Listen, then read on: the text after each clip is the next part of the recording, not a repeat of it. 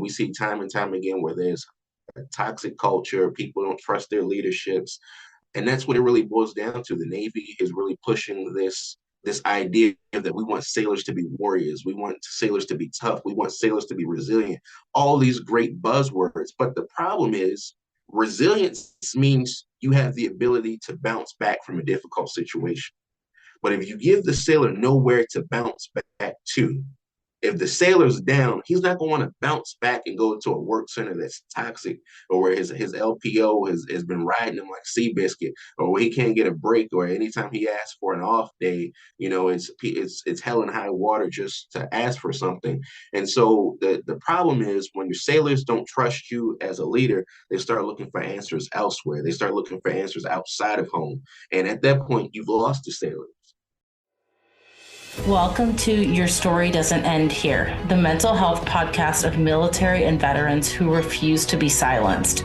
I'm your host, Rachel, and my mission with this podcast is to be a voice for those who don't have a voice, bring awareness to mental health issues, provide value and solutions, and to change the culture when it comes to mental health within the DoD organizations.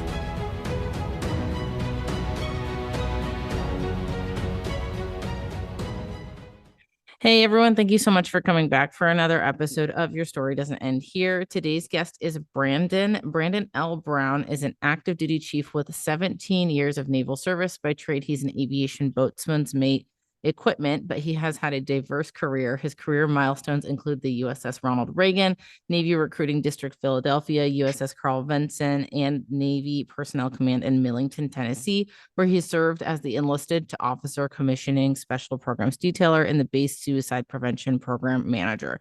Branden currently serves as the senior enlisted leader at NITC, Navy Instructor Training Course at Learning Site Corey Station in Pensacola, Florida. Outside of wearing his uniform, Branden is an advocate for military mental health. And while serving, he became a licensed clinically trained marriage and family therapist. This led him to establish the Sailor Wellness and Development Company. Branden has been honored by the state of California Senate for his work in one of San Diego's leading nonprofit hospices. He has been a keynote speaker for the American Foundation for Suicide Prevention. And additionally, he has had the privilege of helping to mold the next generation of counselors by being the guest speaker for Delta State University's counseling program students. Branden welcomes all opportunities to help improve sailors' quality of life and mental health. Branden, first of all, I want to just thank you for doing what you do, because there's not a lot of chiefs that we find in the Navy today that are so passionate about mental health that they're taking it that step further. So thank you so much for what you do. And thank you also for being on the show today. Thank you for having me, Rachel. It's really an honor and a pleasure to be here today.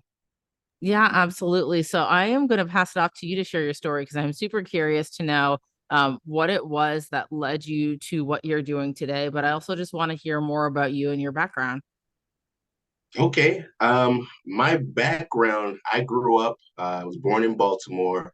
I lived there for like my early childhood. Then I wind up moving to Philadelphia, like early elementary school. And we moved there because, like I said, my family, like, kind of situation wasn't really the best growing up. Unfortunately, both of my parents like really struggled with like narcotic use. And so when I lived in Baltimore, I grew up with my grandma, and my mom was at a treatment center in Philadelphia. And then ultimately they said, once things got better with her, she decided that she wanted to move us to Philly. And so that's how Philadelphia raised me. And so I kind of grew up there until it was time for me to get ready to transition into adulthood. And I moved back to Baltimore for a brief period of time. And then that's when I joined the Navy. And from there, I kind of been traveling around all over. I think I would like to say that I call San Diego my adult home, because it was like the first place that I lived at on my own, outside of, from being with my immediate family. And I was there 10 years on and off. And, I still get back there from time to time. But it's kind of how I got started, as far as like, my background, as far as like, home, and then getting transitioned into the military. I joined the Navy in 2005. And when I joined the Navy, I joined with five of my other friends. We actually all joined on the buddy program, and we joined out of the buddy program, and then we served boot camp, and then after boot camp, we all got split up and went our separate ways. But strangely enough, some almost 18 years now. We are still the best of friends, still in contact. Our kids actually have grown up together now. So, you know, they say that it's one of the things that people like about the military is like the relationships that you have with the people around you. And I am a living testament to that, that you can actually find some awesome people in the military and really call friends that actually become family. And you know, you do life together. But that's kind of like my military story, but as far as like how I joined the military. And I just really just been traveling all over, you know, living life ever since. That's amazing. And it's always cool to hear the success stories from people that could have gone anyway, you know, especially growing up in an environment where there was drug use somewhere in their story, right? I mean, you could have gone anyway. So it's really cool to see that you're now in a position where you are able to help so many people, not only in the military, but with something outside of the military, which is the mental health piece. I think that embodies so much more than just the military. That's like a whole person well-being type thing. And so, what got you so passionate about mental health that you took it the step further to not only get the education, but also establish a program to help other sailors? I'll tell you, Rachel, it's going to be the wildest story ever. And you, it's hard to believe, but I promise you that this happened to me. I was a second class and I was working in Philadelphia as a recruiter. And so I was getting ready to lock up my office for the night. I was getting ready to head home. And as I was locking up my office, mind you, was in downtown Philadelphia by City Hall. And so I'm getting ready to lock up my office, and this woman stops me. She goes, "Excuse me, sir. What is your name?" I said, "You know, Petty Officer Brown. You know, how can I help you?" She goes, "Well, I need your help. I'm looking to put my son into the Navy, and you know, he's been interested in the military, and I really want to get him in here so you can help him join." I said, "Okay, cool." I said, "If you want your son to join the Navy, you know, let's get together sometime this week or whenever you have availability, and let's get him in." And we schedule an appointment.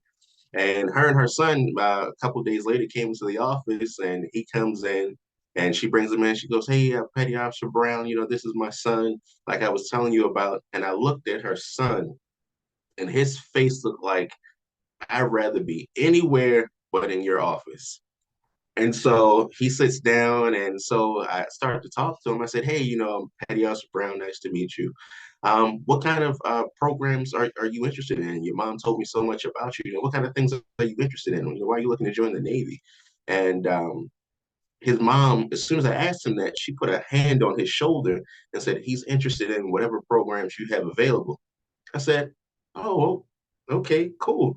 I said, "So let me get to know a little bit more about you. Like, what, you know, what's your background? You know, what kind of jobs are you interested in? Is there something that you specifically want to do? You know, what's your reason for joining?" And he goes, she again, he wants to join because he's looking for opportunities after high school. Mind you, I've been asking this kid questions, and he's never said a single word at this point. And so soon after that, the mom's phone rings and she goes, "Oh, I need to take this phone call outside."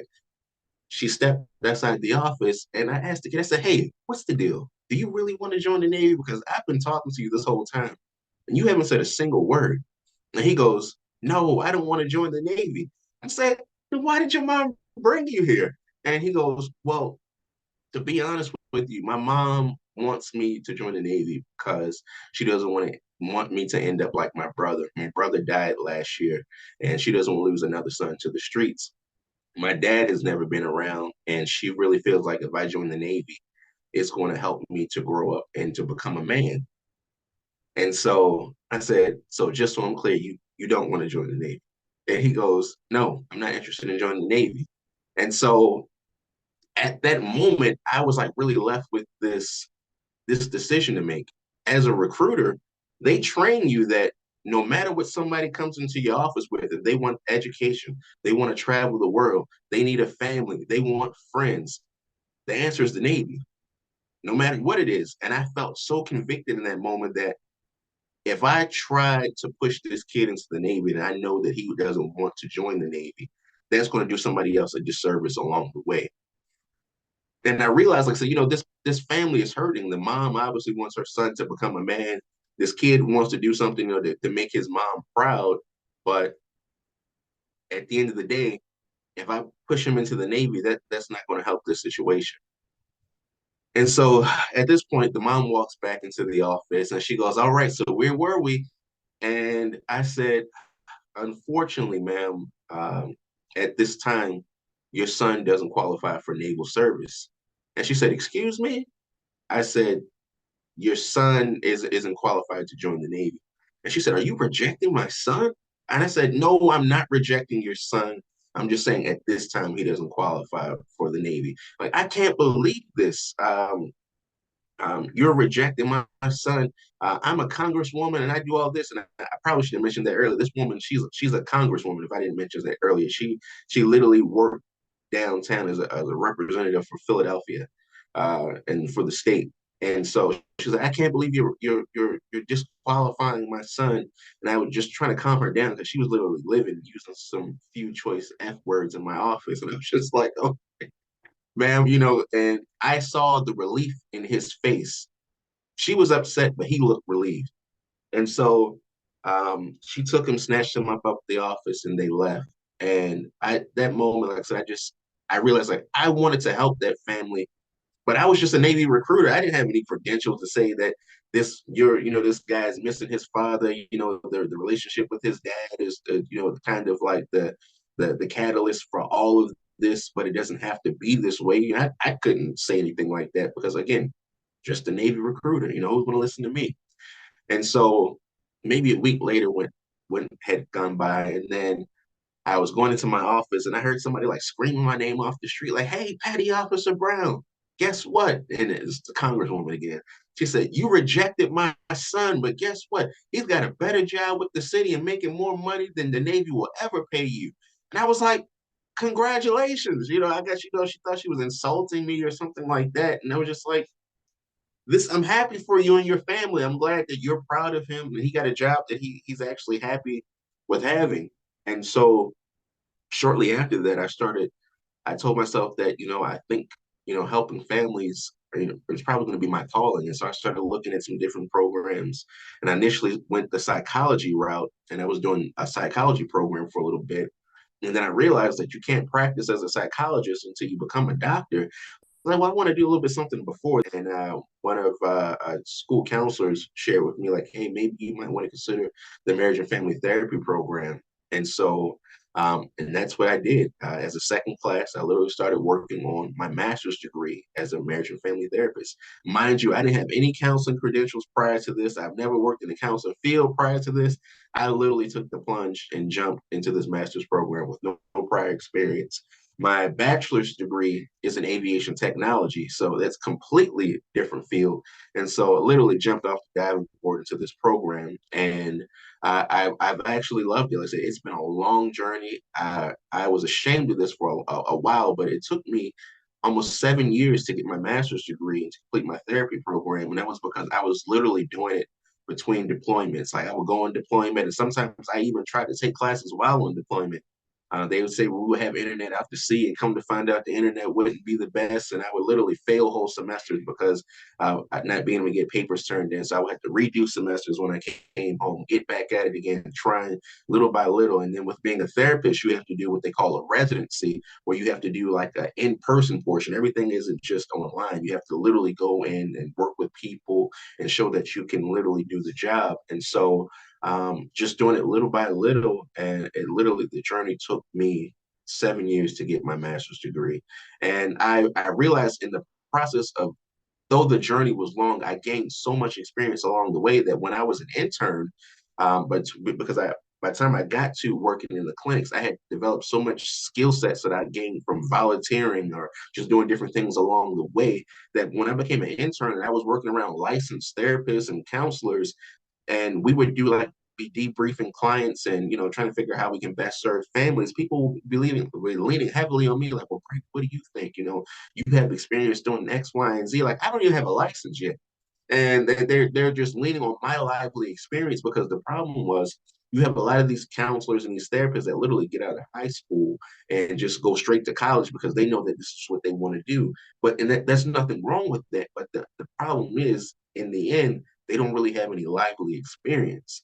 And so here I am at this point, finish about 15, 16 years of working with sailors and families from around the world doing different programs, just volunteering my time so I can get that experience. And here I am, I have this wealth of knowledge and experience, and the only thing I'm missing at this point is just my license. And now, I eventually would get that. And like I said, it's just been really a rewarding journey. And I think the military mental health advocacy piece came in is when I really saw and I really had to acknowledge that there was something going on much deeper than the Navy wanted to admit what's going on with sailors. And I had to do some personal reflection first, because I realized one of my buddies were talking about deployment. Had done 7 deployments, and every time deployment was about to be over, everyone was excited that they were coming home. But I felt so sad and broken inside. Like I was glad to be coming home, but on the inside, I was in shambles because I didn't know what I was going to do. Like once I get back, how am I going to life? How am I going to do adulting again? I'm like shaking. I'm nervous. Like I'm not sure if I can be in my barracks room by myself. I don't know what's going to happen because literally for the last 7, 10 months, I've been around people every waking moment for the last 10 months. And now you want me to go and be by myself. And it was scary to me. And I didn't really realize that the feelings that I was having, that I was afraid to be alone. I didn't trust myself to be by myself. And I didn't really know how to explain that to somebody because you tell somebody that, oh, you're getting ready to come home from deployment, but you're scared to come home. Like, are you crazy? You're going home. What are you upset about? What's going on with you? Why are you thinking like this? And I felt like, I just internally kept it inside that, something was just wrong with me. But it wasn't until I got to a quiet place and I really started talking with myself and just was being honest about the things that I was going through. More than that, I saw the other things that the sailors were going through around me, and I realized that these sailors didn't know how to speak up for themselves. And me, I've always been the type of person like I don't give a damn. I'm gonna say what needs to be said. It might be the big elephant in the room. Like I always people used to joke on me about you're the person that says what everybody was thinking. It's just like I'll say it, like, because it needs to be said. Because at this point, if I don't say it, we won't get beyond this. And so if I have to be that guy, I'll just be that guy. But that's kind of how I got into this place today, as far as like really advocating for sailors and mental health, because I realized that this invisible enemy that we're fighting, um, and this is just my opinion, this doesn't reflect on the Navy or anything like that. I really don't think the Navy has really gotten the handle on how to get this mental health thing under control. And in order for us to really get it under control, I think we really have to take an honest look at what's happening. And until we do that, then we're going to be circling the wagons. Yeah, absolutely. And it's not to say that there hasn't been things that have been helpful in the Navy. I mean, the Branden Act, I believe, is what it's called. It was just passed, and I think Yes. that's a step in the right direction. And I think that it's hard for the highest leaders in the military to understand what it's like to be at the lowest level. And I think that's where the disconnect really lies. I think that, the E1 is never going to be comfortable to raise their hand and tell a commander or, the MCPON or the CNO. I can't say never because I was lower enlisted and I was that outspoken person that raised my hand and said, MCPON, there's an issue. But most people aren't. Most people, and I'm sure you've seen this before, the CNO or someone higher up comes to a base and all the little commands are briefing the junior sailor. They send specific people, first of all, at least my command did. They only sent very specific people, and they made sure that any questions that were asked were passed through the chain of command at the command before being asked to that very high ranking individual, which to me kind of defeats the purpose, right? Because we saw this with the hair issue with, Black females and wearing locks in their hair years ago wasn't allowed. And in not directly mental health related, but for some people, yeah, directly mental health related. They couldn't speak up and just say that without someone making a big deal out of it. Mental health, people speak up over and over and over to the chains of command and hires up and, try to say like, hey, there's a problem, there's a crisis, what do we do? And I think that we try to pass legislation from a higher standpoint to make it better, but it's not really fixing that culture aspect. And that's where I really like to focus, is that culture aspect, because you can pass laws and trainings all day, but at the end of the day, until we change the culture, it doesn't fix anything. But I really, really love your concept with the Sailor Wellness and Development Program that you cultivated, because I think it's what the military really needs. And so I'd love for you to just touch more on that, what it is, what it's about. I know you're currently doing a little bit of market research right now too. I don't know if you're still doing that. But yeah, just talk to us more about that. Okay, so the Sailor Wellness and Development Company, I found it in an effort to really help sailors across the complete spectrum or continuum of their service. And our mission is redefining leadership, and that, or redefining taking care of sailors, and that's from MEPS to veteran. So re, redefining taking care of sailors from MEPS to veteran, and literally just from that spectrum, from that time that the sailor assesses into the military, even after they become a veteran, we can be an advocate or a voice for them to help them through the various stages and the things that they're going through. Because sailors, just like being a sailor, is almost like growing up, just like a life cycle. You go from being this infant to being this senior crusty person, and it's just like you this old salt, into the point where you transition into the sunset, and now you become a veteran. And that's a whole cycle, and we all have different needs at those different places in our career, whether we decide to just do 4 years and get out, or we decided to make it a lifetime thing. We are all connected together in some way, shape, or form. And I think when I initially started the whole idea of the Sailor Wellness and Development Company, it was a platform to really advocate for the first classes, because I felt like first class petty officers were the really underutilized and looked over resource in the Navy.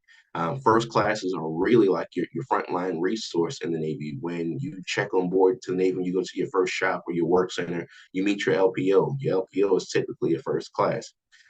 Depending on how your first class feels about the Navy, their life, and the things they got going on, is typically what's going to get handed down to you. Whether they feel like if the Navy is a great place, you're going to have a good experience. If your first class is salty, hating life, guess what? You're going to find out immediately that this isn't the place that you want to be. This isn't the kind of experiences that you're looking for to have. While you're going to be on this ship. And I know for me, my first command was 5 years, and so I could only imagine. I was thankful that my very first command was like love. It was like a family oriented environment, and that really that helped me get through those 5 years. And unfortunately, I thought that the rest of the Navy was going to be like that. And then I checked into other ships, and I was just like, wait a minute, what is going on here? Because I've literally checked into places. I've checked into a command as the first class, and I had other first classes telling me that we don't need you here. We're not looking for any new help. You're first class. You can figure it out on your own, and literally like threw me to the wolves. And so I realized that, looking back, that just wasn't on them, but that was the culture of the command at that point. And I realized that a lot of first classes are in a place where they've been forced to either, competition is good, but when the competition becomes cutthroat, that's when the culture becomes toxic. And once the culture becomes toxic, it's just like, the command is gone at that point. We do these command culture or command climate surveys. I want to say the command climate survey to figure out what's going on, because it lets the CO, XO, and CMC know what's going on at the command. And sometimes we don't find out, the heart of what's really going on, because a lot of people are number one, afraid to voice their thoughts or their opinion, or they don't want to get found out. But for the ones that do, they'll put the things in there, that are really the hard hitting issues. But at that point, in my opinion, it's too late at that point. If we had to wait for the climate survey to come out to really address, to try to deroot an issue that's going on in command, the issue is too far gone at that point. And we see time and time again where there's a toxic culture, people don't trust their leaderships, and that's what it really boils down to. The Navy is really pushing this this idea that we want sailors to be warriors, we want sailors to be tough, we want sailors to be resilient, all these great buzzwords. But the problem is, resilience means you have the ability to bounce back from a difficult situation. But if you give the sailor nowhere to bounce back to, if the sailor's down, he's not going to want to bounce back and go to a work center that's toxic, or where his LPO has been riding him like Seabiscuit, or where he can't get a break, or anytime he asks for an off day, it's hell and high water just just to ask for something. And so the problem is, when your sailors don't trust you as a leader, they start looking for answers elsewhere. They start looking for answers outside of home, and at that point, you've lost the sailors. So, just Yeah. my idea. Yeah, yeah, absolutely. So talk us through, say someone wanted to utilize your program, what you have. Is it something that they would get like a mentor? Like, talk us through what it is, how it helps sailors. Is it for people that are only active duty? What are I guess, the specifics of the program? Okay, so this what we're initially launching right now, we're trying to get this thing up and going in June, where we officially launch. And what it is initially going to be in the beginning is just information regarding mental health and helping sailors with just the ideas of working through mental health problems, or even personal development. So we're going to be hitting on both, because mental health and wellness isn't just an at work kind of thing. It's both home, work, and all the different facets of life. And so we're going to be talking about those to help make the sailor whole. And this is what is going to be literally a holistic approach to helping sailors. So for whether it be for those that want to stay in or get out, and again, like I said, we are the initial focus is going to be on the mental health and like holistic wellness. And so in the beginning, we're just going to be putting information out there and just trying to really build support and have people, follow us and interact and engage with us. And then later on, towards the end of the year, we have some books and programs coming out, and then we will ultimately have a membership program online, that if people are looking to get that one-on-one mentorship or leadership development, that you'll have the opportunity to do that, because we have a new program specifically for the second class and first class that really wants to work on leadership development, and being that first class that can be a leader, but also is inclined with mental health tools and resources to kind of arm them with those things, so they'll know what to look for when they're interacting with their sailors. Because we find that a lot of times people think that once you become a chief, once you put on khaki pants, then you get the magical powers and you go from everything that you wanted to be from when you were first class, that it's all going to change once you pull up those khaki pants. And the truth of the matter is, who you were as the first class is the same person you're going to be when you are a chief. If you don't have a heart or a passion for helping your sailors, that doesn't automatically happen when you become a chief. And I'll say, I'll be the first to tell people that if you don't have a heart for your sailors, it's going to show. It's going to show time and time again. And unfortunately, it's the sailors are watching. And what happens is, when one chief does something bad, we all get a bad rep. And it's just like, I hear it all the time from sailors. You know how y'all doing the mess. I'm just like, okay, I'm not here to tear down your walls, or to fight for the chief's mess, because I obviously see that at some point in time that you've had a negative interaction with the chief, and I can see that.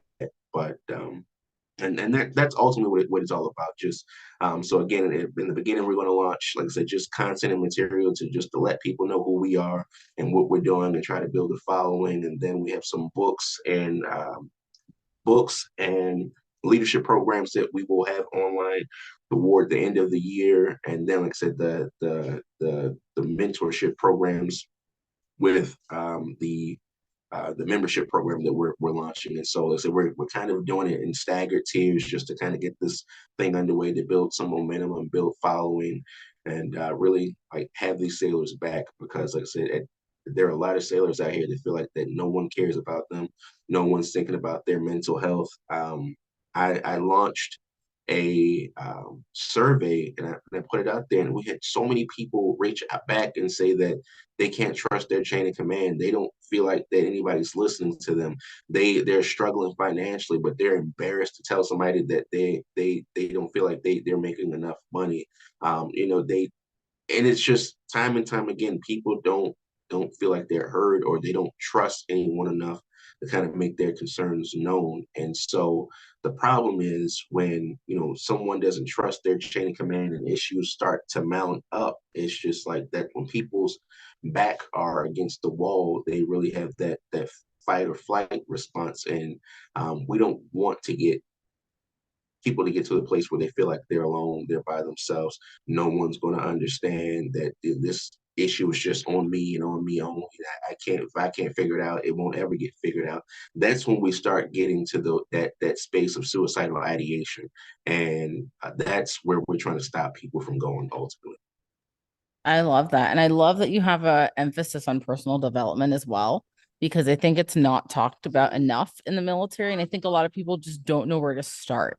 And having a starting point, personal development has blown up over the last few years. And I mean, everyone's got a program, right? But not everyone's program is geared specifically towards what someone in the military might need. So I think it's cool that you're starting with those resources to just give people a direction or a starting point or something to know that, hey, this is a place where you can start. These are people that care about you. And then also, I think you are in a very unique position as a chief in the Navy, because there is such a distrust of the chief's mess. I hear it all the time. I've heard it from guests. I heard it when I was in.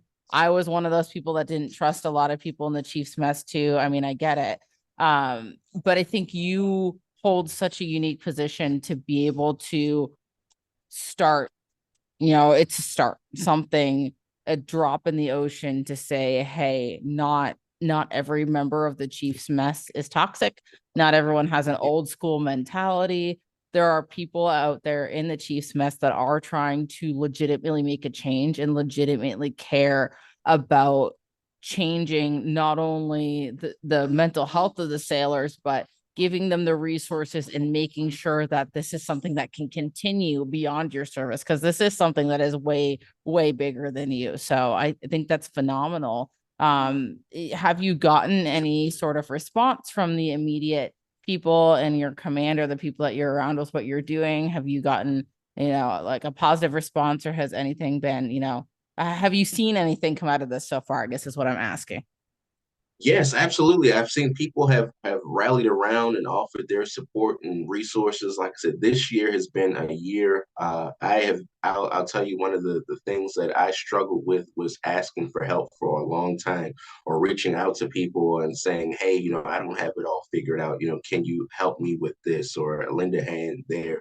And I think this project is one of the culmination of me getting beyond myself and realizing that the impact of helping these sailors, are, kind of pushing the needle on mental health is, like I said, this is beyond me. So I've really taken the charge of reaching out to people online, LinkedIn, Instagram, whoever will listen. I've been fortunate enough that my command is very much supportive of what I'm doing, and helping out as best they can. And I've had brothers and sisters and people throughout the fleet and even other branches of service that have offered their help us whatever that they can do. And so now it's just like trying to take all these resources, getting them organized, just so this will be a smooth process. Obviously, we'll have things to learn along the way, but I just want to make the most of these resources that we have, and just really get them out there. But I've gotten a lot of great feedback about this, especially from the sailors that feel like that